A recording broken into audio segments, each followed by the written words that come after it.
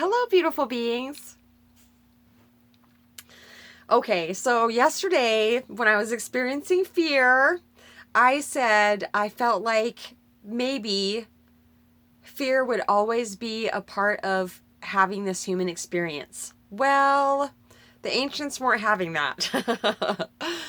They started reminding me of reasons why have and am outgrowing fear. And the fact that fear is always thought based means that if fearful thoughts start to come in, I will get to a place, and I feel like I'm doing that right now. I have been doing it for several years, doing this practice, going from person to presence. When I see thoughts, I will come to a place, they keep saying that since I'm talking about it, that's the place I'm coming to right now. So thoughts about like being afraid of not having a warm place to live this winter, those are still just thoughts. They were more acute. It was harder to just see them as thoughts and turn my attention back to presence because my back hurt and I was cold. So the physical form can definitely help add to, having it feel like a little bit more difficult to release fearful thoughts. Today, I am not in any fear at all. I know that everything is working out. And when I say I know it, it's not just logical thinking. It's not just, oh yeah, just from experience or whatever, I know that everything's working out. No, I feel it. I know that everything is absolutely 100% totally fine. I will not be in a cold camper all winter. I absolutely know that.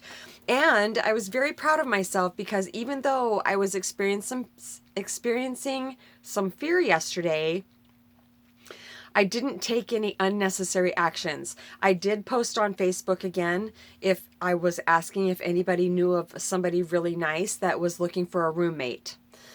That's not a bad action. A bad action is if I have ever been in fear, a bad action would be, for example, moving in to a roommate situation with somebody that I knew was an active alcoholic, just for fear of not having a place to live. I mean, that's a big fear, to overcome and just stay present with. Now it has gotten a lot easier because I absolutely know that the more that I stay present with any situation, the answer comes through more easily and a more peaceful resolution is coming, not a decision made out of desperation. It wasn't a mistake that I did that. I learned a lot and I still had a lot of resistance to shed around specifically alcoholics that are men. I feel like I've come so far in that way. Recently, the man that offered to buy me a new car, he is a severe alcoholic. This is not a judgment, this is a fact. He is a severe alcoholic and I let that whole thing go. I let it go and I just didn't, I was thinking about it too much and so I stopped thinking about it. I just kept turning my attention back to presence and he literally, his whole RV moved to the other side of a building where I can't even see him anymore. Right after I decided to stop entertaining even any thoughts about whether he was going to get me a car or not.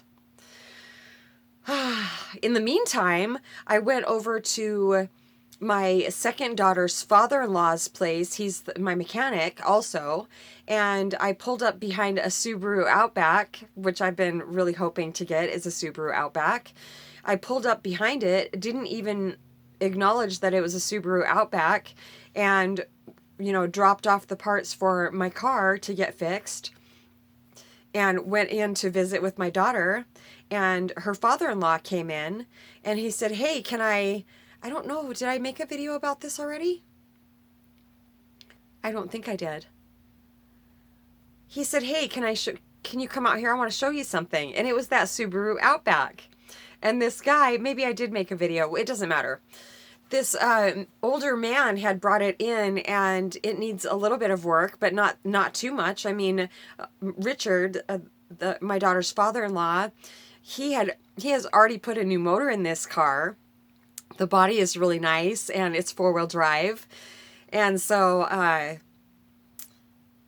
he was saying that the older gentleman already has another car, and he really didn't want to spend the money to get it fixed. And did he know of anybody that may be looking for a car? And he said, well, as a matter of fact, I do, because I specifically asked Richard if he could please help find me a 4-wheel drive car. Specifically, what I really wanted was a Subaru Outback. So potentially my new car just drove itself in there.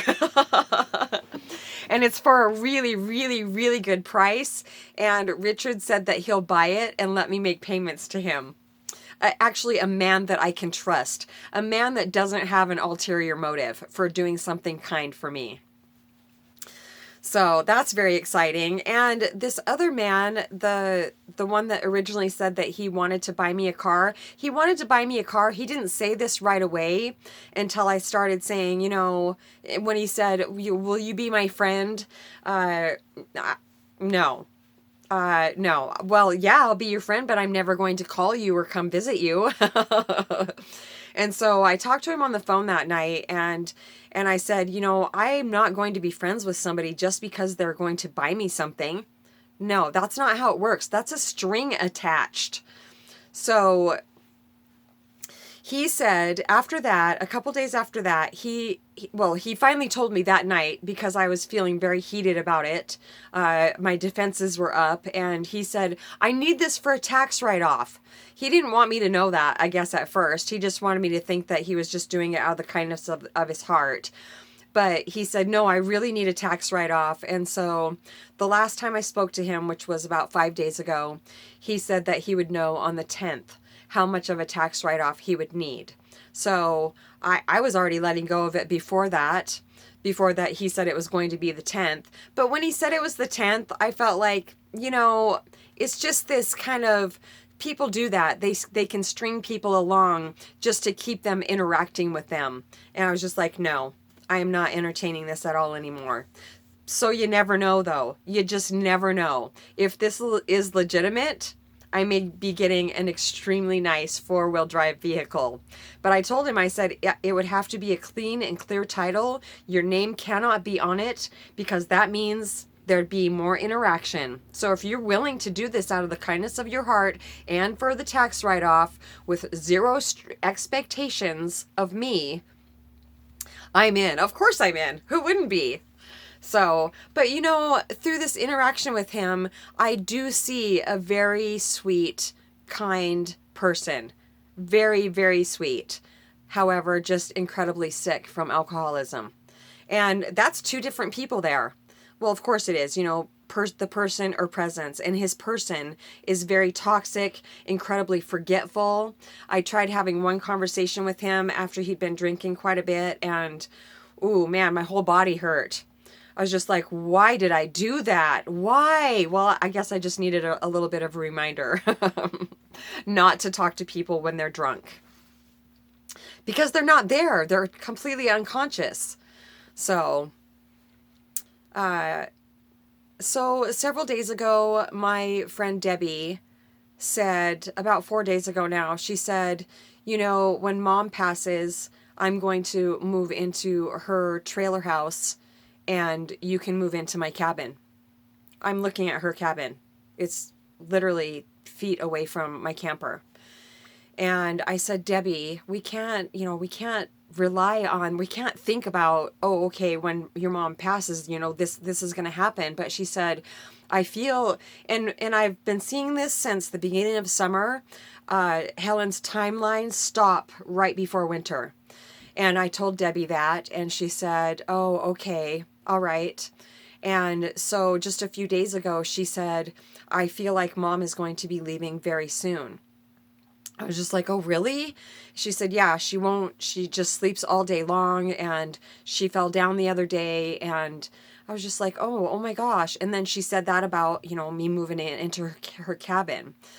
And just about half an hour ago, she called me and told me that Helen absolutely will not get out of bed now. She said I'm just so tired. And she said she gives her maybe 2 days. Oh my gosh. But we absolutely know, and the divine information that comes through when I speak with Debbie is Helen is being rebirthed into back home. She is being birthed to home. She's dropping her physical form when she sleeps, which she has been doing a lot of lately. When she sleeps, she's more home than here. And she doesn't have dementia, none of that, no resistance. And then when she wakes up and she's still in this physical form, it is incredibly depressing to her because she has had dementia for so long, and her husband is on the other side now, her son, well, they're home. So she just called me and said that, she's going to call hospice. And I mean, wow, what? Wow. Are you kidding me right now? This is how it's happening? This is how I'm going to have a new place to live, potentially? I mean, I don't want her to leave so I can have a new place to live, but that actually is Helen's heart. Her mom. That right there, if she had a choice, she would make sure that I had a warm place to live. 6 years ago now, I was homeless, and that's the first experience I had at this RV park. Is they had like a few cabins up front, and I stopped and I said I don't have a place to live right now, and I was just wondering if you maybe let my dogs in. And I had 2 dogs at the time. I was just like not willing to give up yet. And I said, "Would you please let us stay in one of your cabins?" And I think my mom and dad were with me.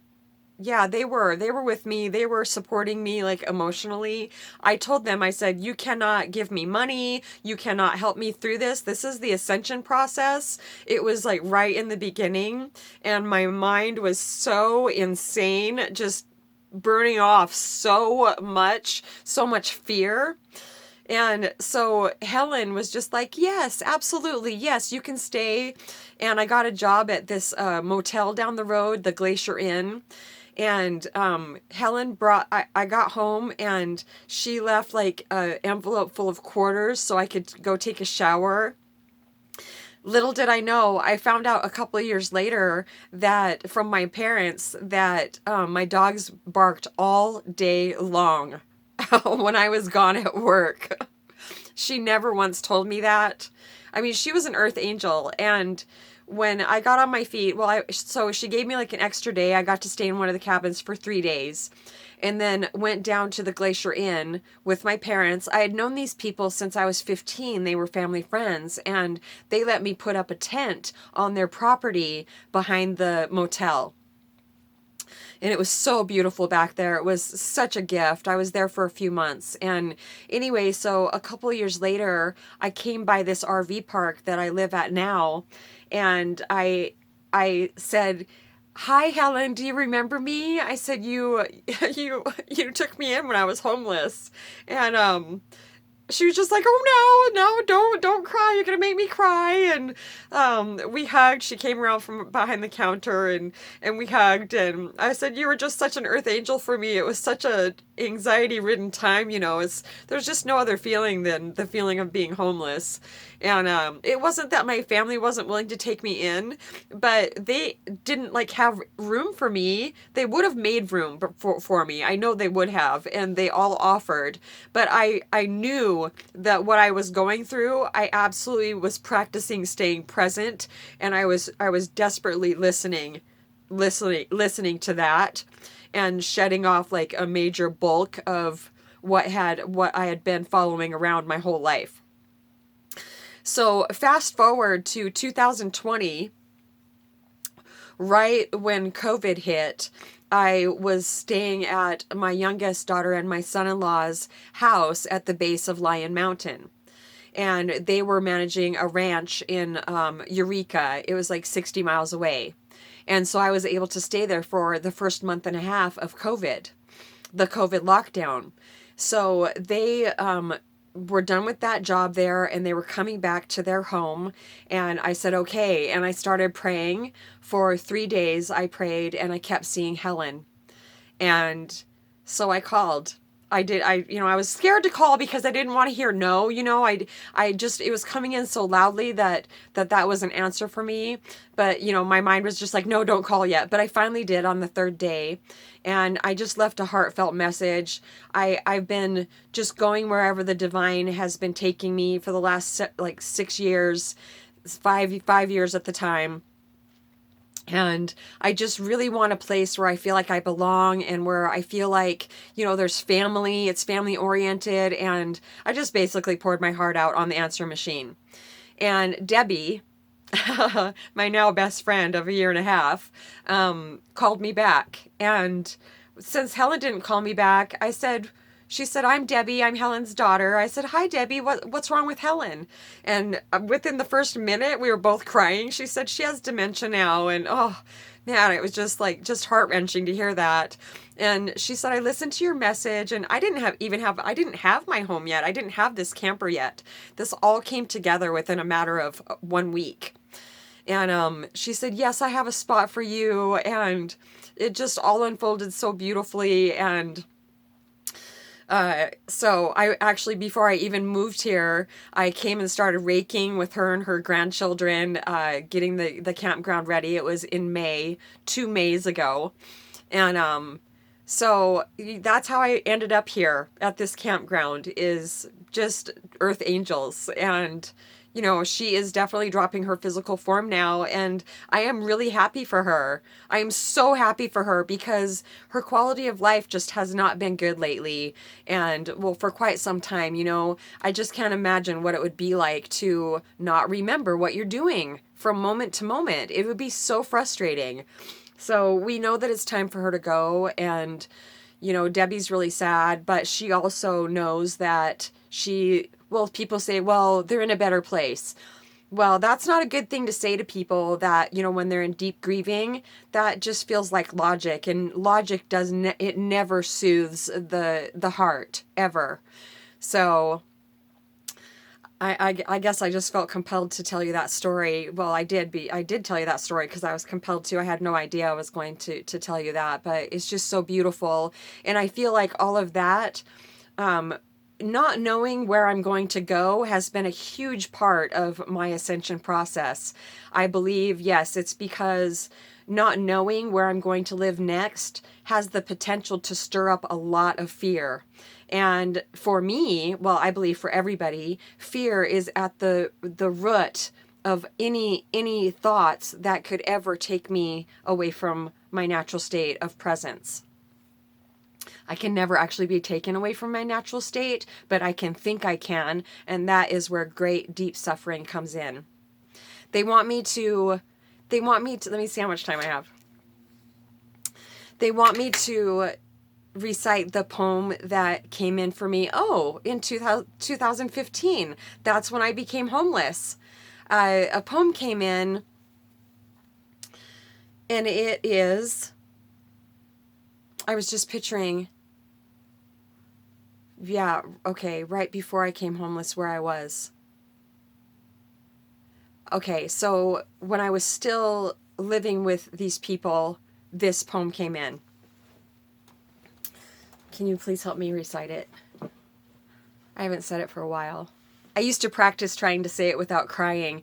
When I cry, when I recite this poem, it's only because it is genuinely my life experience, and it's just so beautiful to me that it's actually my life experience that it just makes me cry. And when I say angels came from far within to wake her ever splendor, I'm talking about my daughters, because the second that my oldest daughter was conceived, I knew she was conceived, and I had a dream when I was 17 years old, when I was still living with my parents, that they told me in a dream that my first child's name is, her name. And I sat up and I said, how do you spell that? And I wrote it in my little diary that had the key. I wrote her name down, and ever since ever since then, ever since I gave birth to her, all three of my daughters, I knew that they would keep me anchored and keep me on the planet. I had such a crazy mind. It was very torturous for a very long time, but having them, I absolutely knew that I would never ever take my own life. I would never ever intentionally leave them. So angels came from far within to wake her ever splendor. We've been traveling companions for many lifetimes. We know this. And many other types of angels also, but specifically in my poem, it was about my daughters. And there's another line that says, she remembered in the laughter of a soul just like her own. That's Muji. Because my second video ever that I listened to that morning, when I was just at the end of myself, just completely jam-packed in my body, he came to me on YouTube, and I'd never even heard of him before. And the second video that I hit, he was talking to a man that was laughing into the microphone like really loud, and they were laughing, and I woke up.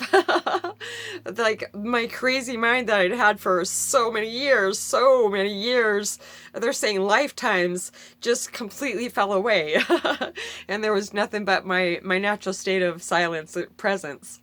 So the ascension process is basically, and then when Papa G came to me, I had never watched any of his videos. It was 3 days.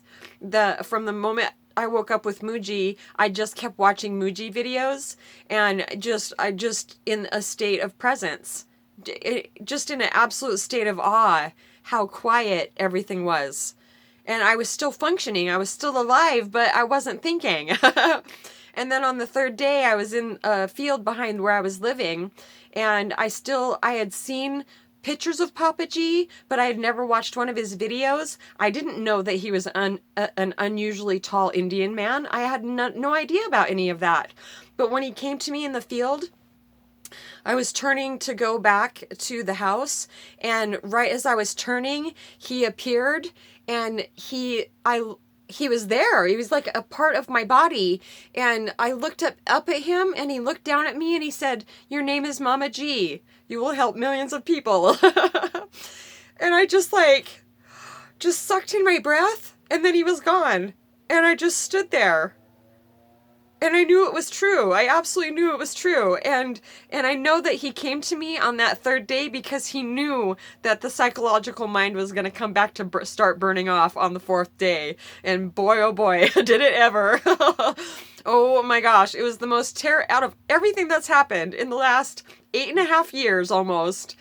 That was the most terrifying moment I have ever had, is on the fourth day when I woke up.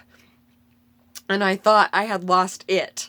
I thought I had lost what I had been given, the gift of myself, because my mind was really super loud. I just felt crazy again, more than I ever had. And I mean, that just felt like unbelievable. And I ran to my computer, and I hit a Muji video, and he took me right back to presence. And I was just like, oh, okay. So that's what I've been doing for all this time, is turning my attention from thoughts back to presence. That's the ascension process in a nutshell. So, okay, here it is. There once was a being that thought it was a girl. We'll call this being Faith, so this story may unfurl. Snot nose. Faith has a special purpose for coming to this earth, but due to the amnesia, she'd forgotten her own worth. Angels came, I can't say this poem without crying. Angels came from far within to wake her ever splendor, and every road she took to seek led back to sweet surrender. She remembered in the laughter of a soul just like her own, and bees right from the moment where I'm sorry. I'm going to start over. Ancients, can you say this poem for me? There once was a being that thought it was a girl. We'll call this being Faith, so this story may unfurl. Faith has a special purpose for coming to this earth, but due to the amnesia, she had forgotten her own worth. Angels came from far within to wake her ever splendor, and every road she took to seek led back to sweet surrender. She remembered in the laughter of a soul just like her own, and lives right from the moment where she bees somewhere from home. She tells the truth and tells the truth and tells the truth some more. It's her path of least resistance, leading right up to her door. She saw the truth in all she lived and died before her death. Shh, listen. Can you feel it? It's closer than your breath. I made it all the way through.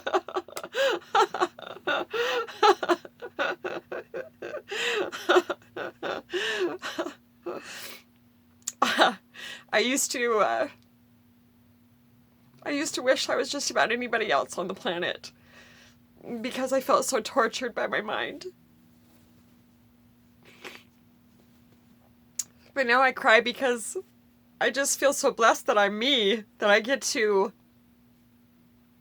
have this experience, that I get to help so many people that are tortured by their mind too. It's the human condition. You know, it's nobody's fault. People can say, oh yeah, it's because I had a really bad childhood or this or that, or blame other people. Well, those people were unconscious too. They've, you know, it's just this thing that happens on planet Earth. And it's designed that way. It's a very special learning school. So it's my life purpose to help you today. It is my greatest joy to help you if I possibly can, and the ancients also. So if you feel like you are stuck in something, your mind, you can't stop thinking about something, you're trying to figure something out and no answers are coming, we can possibly help you access your own true nature, where all answers come from. It may seem insurmountable if you have a problem with anger, like severe, all of a sudden you get so angry and you have no control over it. Eckhart calls that being taken over by the pain body, which is absolutely 100% true, of course. But it's not insurmountable to come to a place where to be able to see the thoughts that would trigger that type of anger. After some practice, it is 100% possible to not be taken over by intense anger or judgment or frustration or sadness or depression, any of it. So, we're here for you. I love you so much. Thank you for listening. satsongwithmamaG@gmail.com, or you could leave me a comment in the comment section.